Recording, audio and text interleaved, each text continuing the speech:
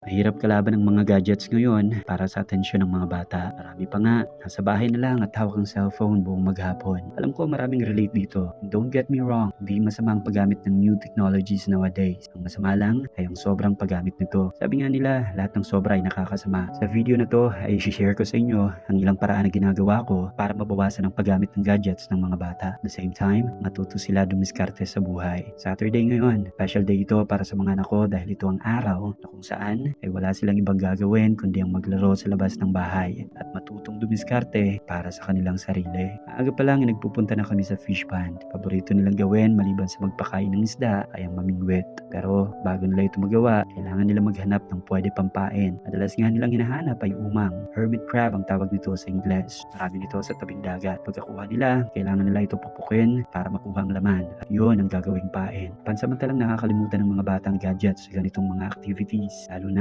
pag nakakahuli ng isda gamit ang kanilang diskarte. Sa simpleng pamimingwit ay natututo ang mga bata ang salitang patience. Dito, nasusubok ang pasensya nila, determinasyon na makahuli ng isda at sa oras na makahuli, kailangan naman nila gawa ng paraan na hindi ito makawala.